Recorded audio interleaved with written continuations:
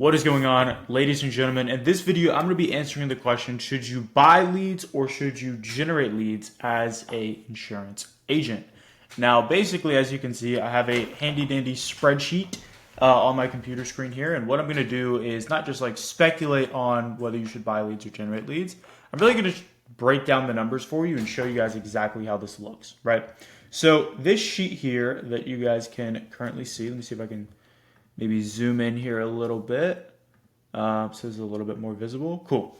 So this is what I call the insurance profit calculator, right? And basically what it is it's a spreadsheet that allows you to figure out based off of how much you want to make, right? And when I say make, I mean net income. Like after chargebacks, after leads, after expenses, what do you want to take home to put food on your family's table, right? Like what is that number?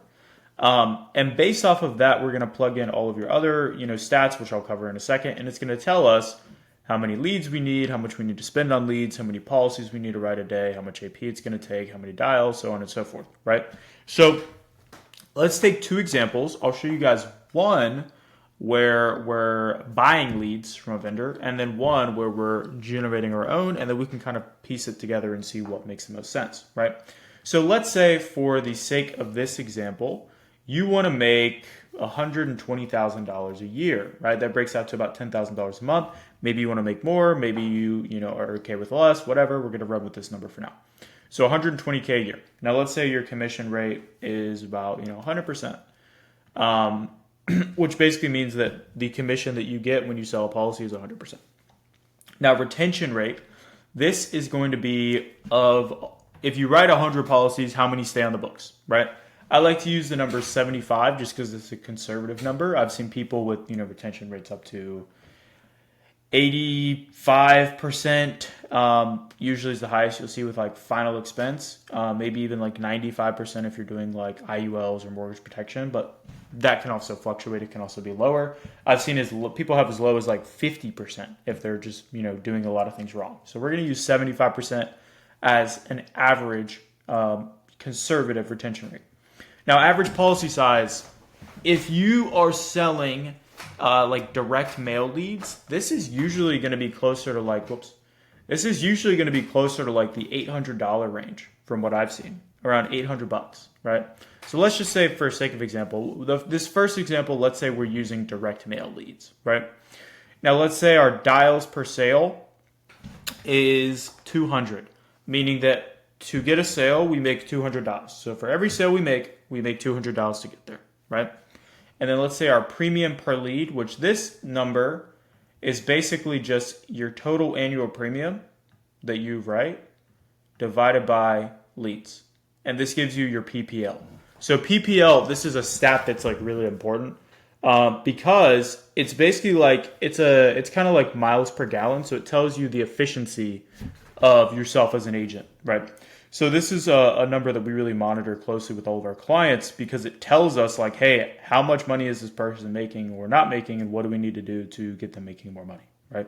So PPL, $50 is like a good spot to be. So what that would mean is, let's say you, if you took 100 leads, on 100 leads, you would write $5,000 in annual premium. That's what PPL is, right? Now, this first example, we're going to be saying this is direct mail. So let's say our cost per lead for direct mail, that's going to probably be about $40, right? So if we want to make 120K, our commission's 100%, retention 75, average policy size is 800, $200 per sale, $50 premium per lead, cost per lead is $400. Well, let's see. Did I put in a number wrong? All right, so I figured out what was going on, and I think this is probably going to prove my point here with the direct mail leads.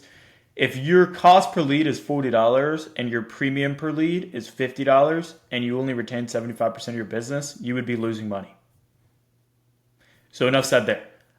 This model is not going to work. So we definitely should not be paying $40 per lead if our PPL is going to be $55. Let's say just for the sake of this example, it's like $70, right? So we were writing $70 a premium per $40 a lead, and paying $40 a lead, right?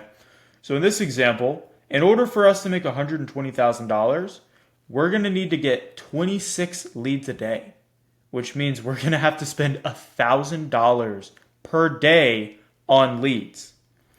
We're going to have to write $56,000 a month and make 672 dials a day.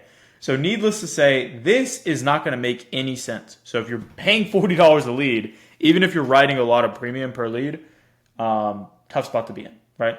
Now, let's say you're buying Facebook leads, for example. Now, what I've seen with Facebook leads, the average policy size is considerably higher. Our average policy size is like $1,300 on Facebook leads, right? So let's say same income you want to make, same commission rate, same retention rate. Average policy size is $1,200. Dollars per sale is the same. Let's say premium per lead is the same, and let's change our cost per lead. Now instead of paying $40, we're probably going to be paying about $20, right? For a fresh exclusive Facebook lead, maybe an exclusivity window, meaning that we only have it exclusive for a short period of time, but let's just say it's $20, right? That means in order for us to make $120,000, we need 10 leads per day. So we're going to be spending $200 a day on leads. We're going to need to write $21K a month and make $173 per day. Now you may be saying, okay, that's much more manageable. Buying the leads as opposed to doing the direct mail leads, like buying Facebook leads, makes so much more sense. And you're right, it does. But let's see what happens when we look at generating our own leads, right? So if our cost per lead goes from 20 to 9, watch what happens to these numbers, right? I'm going to show you guys before, right? This is before. This is after. Move my face. So before, after. Meaning look how much less we're having to spend per day to make the same amount of money. So $202 per day, $68 a day. We have to write $5K less a month, and we have to make 50 dials less per day. So we only have to make 130 dials, spend $70 a day, and write 193K versus 258K.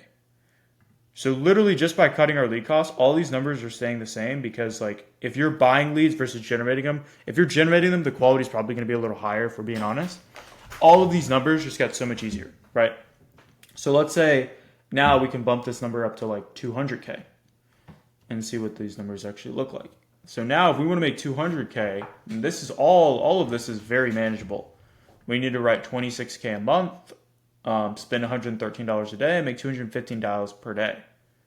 So if we go back here and let's change this back to 20, these numbers are still doable, but now we're talking about spending $330 every single day and writing 35K a month as opposed to 26K a month. So I'll kind of tell you guys how I think through this, and why I personally recommend generating leads is not only the numbers that I just showed you guys, but also you have so much more control over your lead source, right? When you're buying leads from a vendor, you have no idea what that person is actually running or what that person is using to get you leads.